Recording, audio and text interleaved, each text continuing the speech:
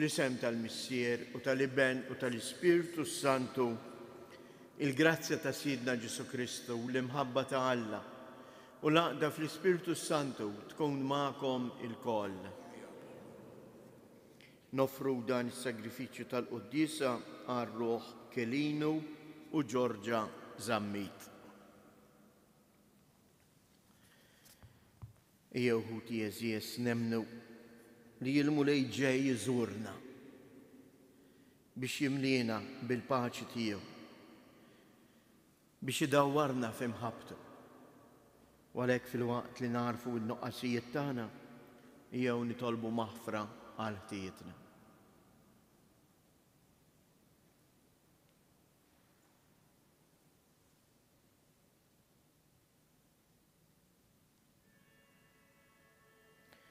Mulej ħniena, Kristu ħniena, Mulej ħniena. Iħenna lina Alla li jista' kollox, jaħfrilna dnubietna u jwassalna għal ħajja ta' dejjem. Nitolbu. Fil-ħnina tiegħek Mulej, ilqa' it-talb li aħna l-poplu tiegħek qegħdin nagħmlulek biex kif nifirħu bibnek il-waħdini fil-miġja tiegħu fostna bħala bniedem, hekk ukoll niksbu il-premju tal-ħajja ta' dejjem meta jiġi fis-seta tiegħu bibnek Ġesu Kristu Sidna li hu Alla u li miegħek jgħix u jsaltan flimkien mal-Ispirtu Santu għal dejjem ta' dejjem.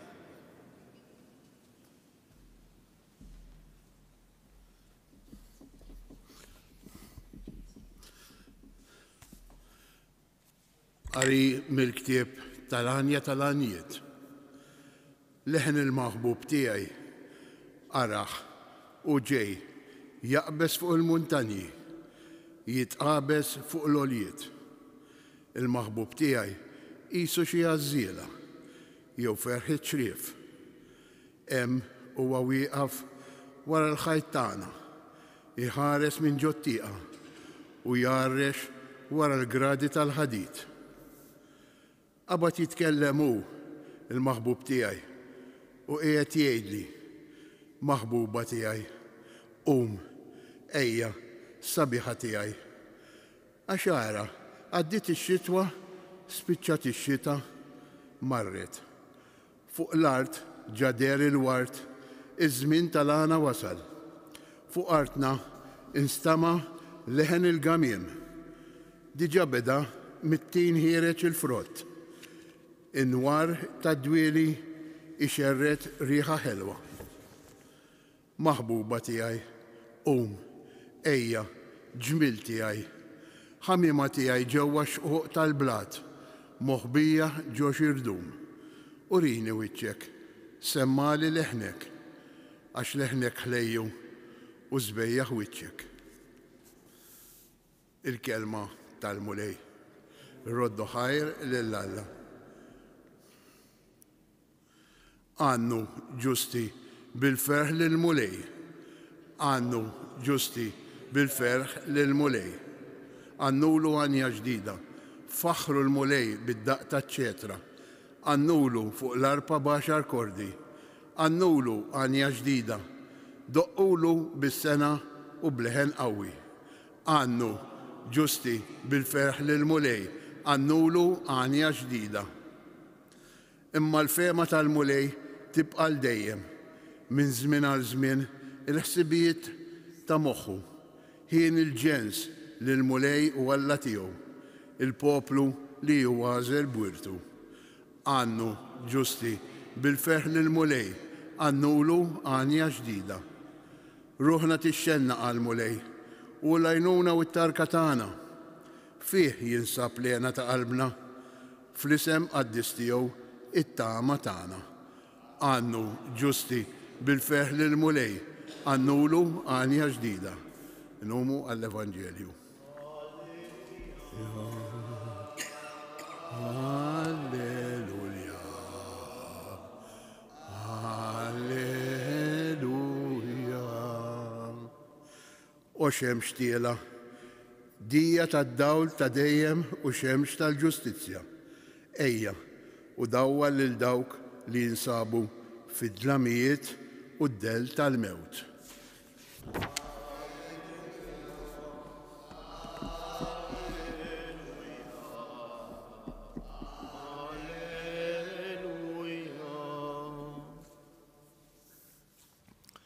Il-mulej ma'kom. Qari mill-Evanġelju skont San Luqa. F'dawk il-ġranet Marija qamet u marret ħaffef lejn l-għoljiet f'belt tal-Ludija. Daħlet għand Zakkarija u selmet lill-Eliżabetta. Malli Eliżabetta semet lil Marija isselmilha, it-tarbija qabżet fil-ġuf tagħha u Eliżabetta imtliet bl-Ispirtu Santu u nfexxet fajta kbira u qalet: Imbirka inti fost in-nisa u imbirek il-frott tal-ġuf tiegħek. U minn fejn ġieni dan li jom il-mulej tiegħi tiġi għandi? Għaxara, malli smajt widnejja l-leħen it-tislima tiegħek, it-tarbija li għandi fil-ġuf qabżet bil-ferħ. Iva, ħin hija dik li jemnet li seħħ kull ma bagħat jgħidilha il-mulej. Il-kelma tal-mulej.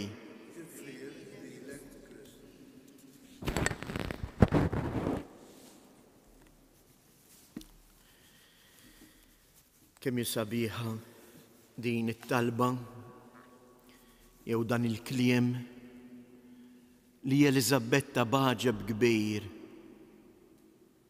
tistqar u tfaħħar lil Alla. Imma dan kollu setet tagħmlu għaliex Marija ma ħasbitx fija nfisha, imma kif jgħidilna Luqa qamet u marret ħaffef lejn il-għoljiet. Ma ninsewx Marija ftit mumenti qabel tilqa l-kelma ta' Alla,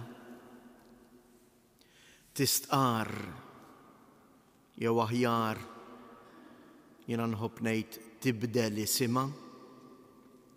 Ma ninsewx li l-isem ta' Marija ifisser il-maħbuba ta' Alla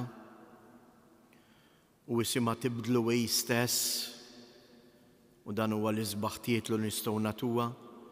Jiena ma tgħidx jiena Marija ta' Nażaret, imma tgħid jiena il-qaddejja tal-mulej. U għalhekk tqum mimlija balla, tqum mill-ewwel biex tibda twettaq dak li hi, biex tibda tagħmel dak li hi. Tqum biex taqdi. Tqum biex isservi. Tqum biex tkun qrib min għandu bżonna. Kemm hi xi ħaġa sabiħa fil-ħajja tagħna iżjis. Għax min verament jilqa' l-kelma ta' Alla, il-kelma ta' Alla ma tħallejkx bil-qiegħda. Ħafna drabi aħna quddiem il-kelma ta' Alla nibqgħu passivi. Il-kelma ta' Alla lilna terfana, tqajjimna u tibatna biex inwettqu xi ħaġa. Kull ma jagħtina il-mulej ma jagħtihx lili, jagħtih lili biex jien ngħaddih lil ħadd ieħor. Anki issa stess qegħdin hawn għall-quddiesa. Din il-quddiesa mhix għalija li qiegħed nismagħha jew qiegħed nieħu sehem fija. Din il-quddiesa il-mulej qiegħed ikellimni, qiegħed jimlini bil-preżenza tiegħu biex meta s-saċerdot jgħidli mur fil-paċi ta' Kristu, immur u inwasslu lill-oħrajn kif għamlet Marija. Dak li għamlet Marija ant Eliżabetta aħna rridu nagħmlu bħala. Mimlija balla, mimlija bil-kelma tiegħu inwasluh lill-oħrajn. Biex tifhmu dawn ħanidilkom ċajta vera. Nistgħu narbtuha hija marbuta wkoll mal-Ewkaristija. Kien hemm wieħed sinjorun kbir. U sintendi kif ħafna llum jiġri, il-ħobs ma kienx imur jixtreħ mill-forn, ikun ifuh għadu ħireġ, imma jixtrieħ minn ġol ħwienet. U darba xemm riħa straordinarja li qatt ma xemma f'ħajtu, u mar u sejb u ltaqa' f'forn, u kien għadu qed joħroġ forn sħiħ ħobs fuq. U ġennen. U xtara ħobża u ħadha d-dar miegħu, għax ħobs bħal dan qatt ma ra f'ħajtu. U poġġiha f'nofs il-mejda, fuq gaberre tal-fidda. U ma messiex. Imma wara ftejt, dik il-ħobża ma baqgħetx titfa' rieħa tfuq, imma bdiet titfa' saħansitra rieħa ta' tinwir. U kellu wieħed mill-qaddejja tiegħu u qallu ma dan x'taħseb għaliex ġara hekk. Qallu kemm kienet fuq. U dan il-qaddej bis-sempliċità kollha tiegħu imma bil-għerf tiegħu qallu Sinjur, qallu ma tafx li inti l-ħobża maħluqa biex tittiekel u mhux biex toqgħod iżżejjem biha jew tagħmelha f'nofs il-mejda. U hekk ukoll eżies il-mulej Alla kull grazzja li lilna jagħtina. Anke l-istess Ewkaristija ma jagħtihilniex għalina infusna, imma l-mulej jiġi fina jsir Ewkaristija immantnini biex jien nitgħallem immantni l-ħaddieħor, biex jien ukoll insir ħobs maqsum għall-oħrajn. Din hija l-missjoni ta' kull Nisrani.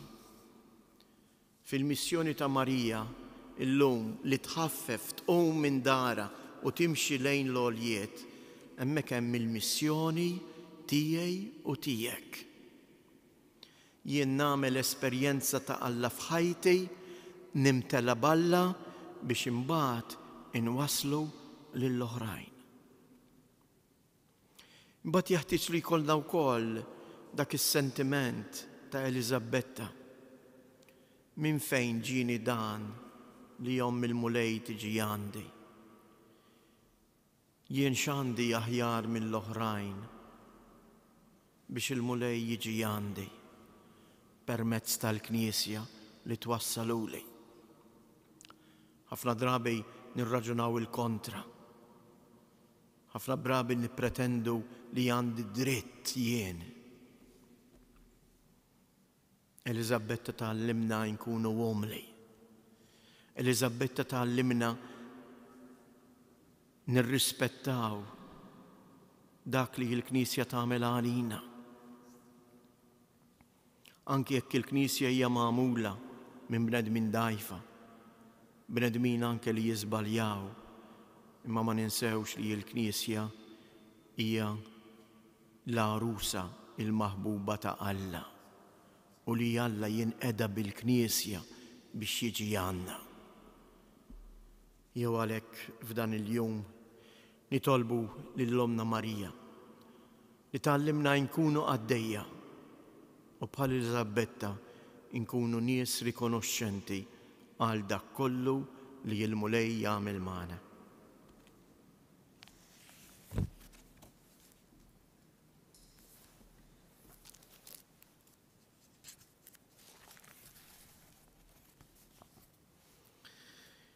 Il-mulej Ġesu ġej fostna, aħna li aħna l-poplu tiegħu. Jew aħna bħal Marija u Eliżabetta, aħna wkoll nilqgħuh f'ħajjitna bil-ferħ u ngħidu u nitolbu temm mulej ix-xewqa ta' dawk li jittamaw fik. Temm mulej ix-xewqa ta' dawk li jittamaw fik. Biex il-Knisja bħal Marija tkompli twassal il-kelma tiegħek lil kull bniedem biex jimtela bil-ferħ għad-dejs tiegħek. Nitolbu temm mulej ix-xewqa ta' dawk li jittamaw fik. Biex it-twelid ta' Kristu iġeddet lid-dinja tal-lum, ifejjaqa mill-ġrieħi tad-dnub tal-gwerer, ħassaltan il-paċi fost l-umanità. Nitolbu temm mulej ix-xewqa ta' dawk li jittamaw fik.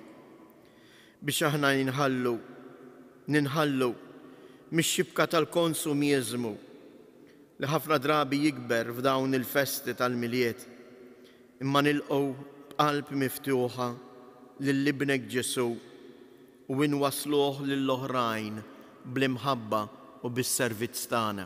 Nitolbu temm mulej ix-xewqa ta' dawk li jittamaw fik. Fiskiet inresqu it-talbiet tagħna.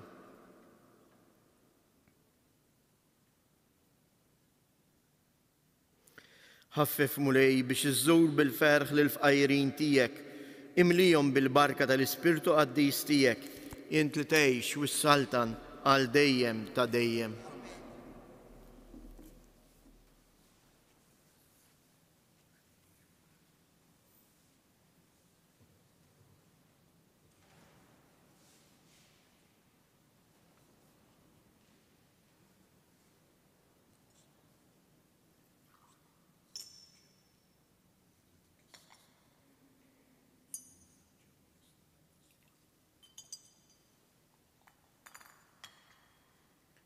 Imbirek int mulej Alla tal-ħolqien kollu, għax fit-tjubitek tajtna l-ħobs li qegħdin nofrulek, frott tal-art u xogħol il-bniedem li minnu jsir għalina il-ħobs tal-ħajja. Imbirek int mulej Alla tal-ħolqien kollu, għax fit-tjubitek tajtna l-imbit li qegħdin nofrulek, frott id-dilja u xogħol il-bniedem li minnu jsir għalina x-xorb tar-ruħ.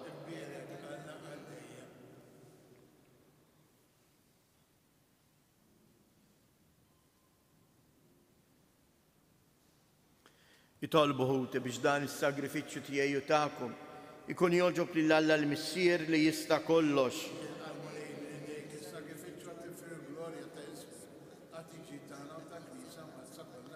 Ħares bisliem mulej lejn il-Knisja tiegħek u wilqa l-offerti li qiegħda tagħmillek għax kontient fil-ħnina tiegħek li tajta l-grazzja li toffri jomlok u bil-qawwa tiegħek biddilhom għalina f'sagrament ta' salvazzjoni bi Kristus jedina.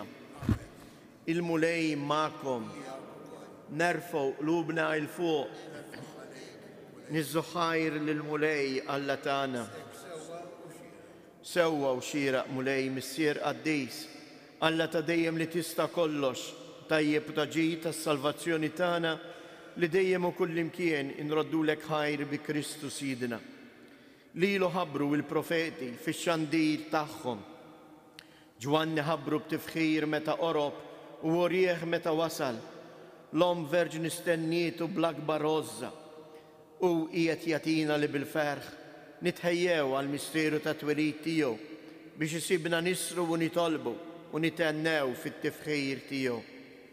Għalhekk mal-anġu l-qaddisin kollha aħna bil-ferħ intennu l-innu tal-glorja tiegħek u ngħidu bla qiegħda Qaddis.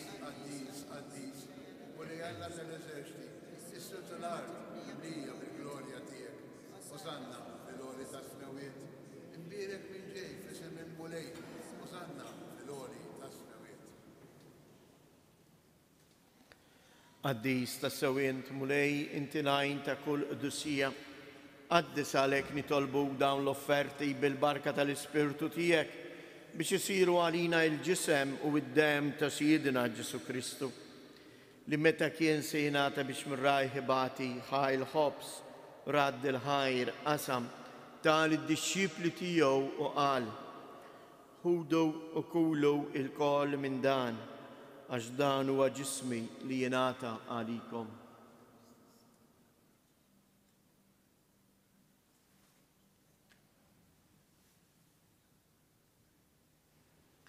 Ekku ukoll wara li klaħa l-kalċej reġa' radd il-ħajr tal id-dixxipli tiegħu u qal: ħudu u xorbu minnu il-koll, għax dan huwa l-kalġ ta' demmi tal-patt il-ġdejt li jibqa' dejjem. Id-dem li xirrita għalikom u għal-bnedmin kollha għal maħfra ta' dnubiet. Għamlu dan b'tifkira tiegħi.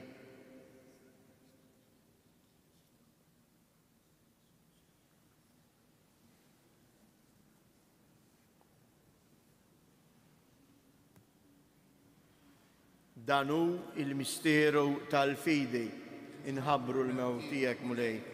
Inxandru bil-ferħ il-qawmien tiegħek, nistennewk sa ma tiġi fil-glorja.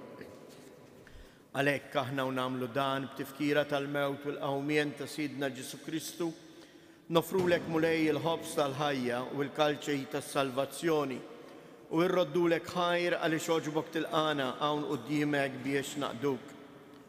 Mitċo kontana nitolbu li l-Ispiritu Santu jaqqadna f'ġisem wieħed, lilna nieħdu sem il-ġisem u id-dem ta' Kristu.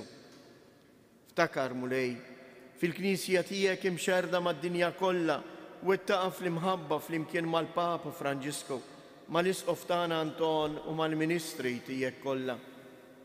Ftakar ukoll fħutna li raqdu bit-tama tal-qawmien, ftakar fil-mejtin kollha, daħħalhom quddiemek fid-dawl tas-sebħ tiegħek. Ħenna lina l-koll nitolbuk, għati lilna wkoll il-wirt tal-ħajja ta' dejjem, flimkien mal-Verġni mqazzom Malla Marija, mar-raġel tagħha San Ġusepp, l-Apostli u l-Qaddisin kollha li jgħixu fil-ħbiberija tiegħek sa mill-bidu tad-dinja. Għamel li magħhom infaħruk u nsebħuk b'Ġesu Kristu ibnek. Bi Kristu, ma' Kristu u fi Kristu, jingħata lilek għala missier li tista' kollox, flimkien mal-Ispiritu Santu kull ġieħu glorja għal dejjem ta' dejjem. Ejjew nitolbu kif għallimna u ridna nagħmlu li bentalla għas-salvazzjoni tagħna. Missierna li inti fis-smewiet jitqaddes ismek, tiġi saltnatek, ikun li tritient kif is-sema hekk fl-art. Ħobżna ta' kuljum għatina llum, aħfrilna dnubietna bħalma naħfru lil min ħati għalina u la ddaħħalniex fit-tiġrib iżda eħlisna mid-deni. Eħlisna nitolbuk mulej minn kull deni, għatina fit-tieba u l-ħnina tiegħek il-paċi fi żmienna biex inkunu ħielsa dejjem mid-dnub u mħarsa minn kull inkwiet. Aħna u nistennew nittamaw ilina u l-miġġja tas-Salvatur tagħna Ġesu Kristu.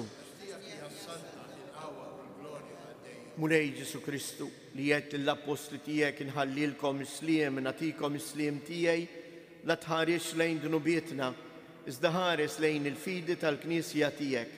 Għatija isliem u laqda li jien trid fija, inti tgħix wis-saltan għal dejjem ta' dejjem. Il-paċi tal-mulej tkun dejjem magħkom. Għatu l-paċi lil xulxin.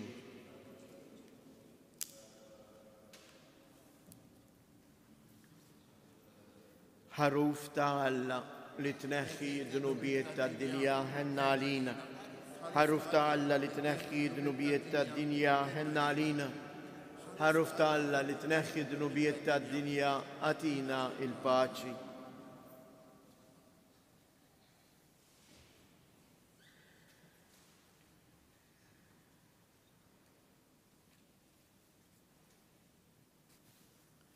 Danu il-ħaruf ta' Alla, danu li jneħħi d-dnubiet tad-dinja, ħen jindawk li huma mistiedna għall-ikla tal-ħaruf.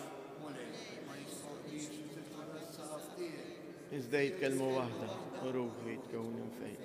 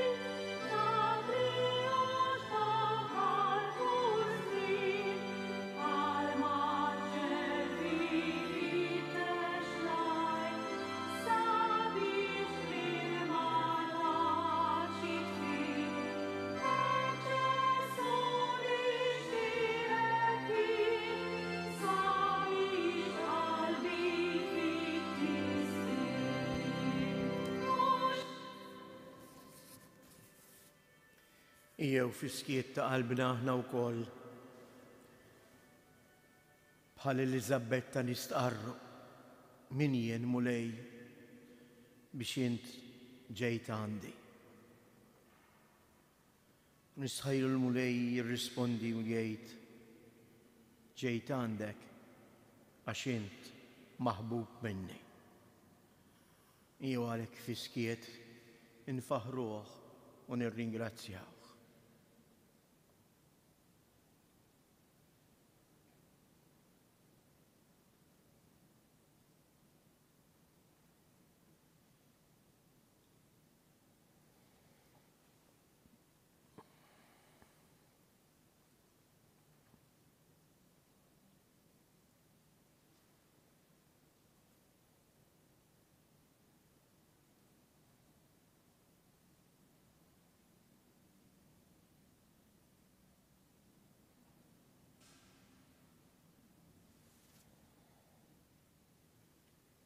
Nitolbu.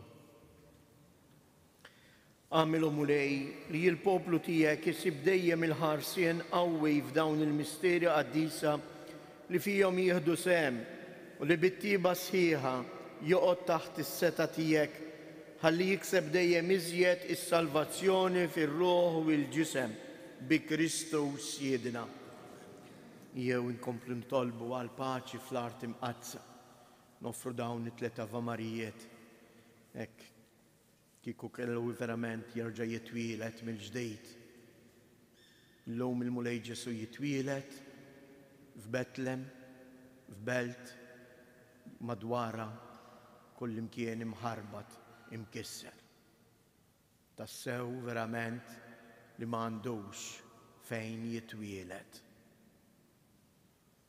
Kemm tfal qegħdin ibatu din il-moħqrija tal-gwerra. Jew eżjes nitolbu verament ħasseħħ il-paċi. Sliema lik Marija bil-grazzja mimlija l-mulej miegħek, imbierka inti fost in-nisa, imbierek il-frott tal-ġuf tiegħek Ġesu.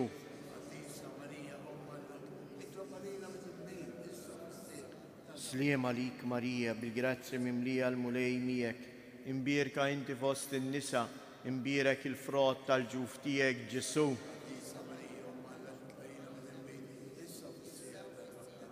Sliema lik Marija bil-grazzja mimlija l-mulej miegħek, imbierka inti fost in-nisa, imbierek il-frott tal-ġuf tiegħek Ġesu.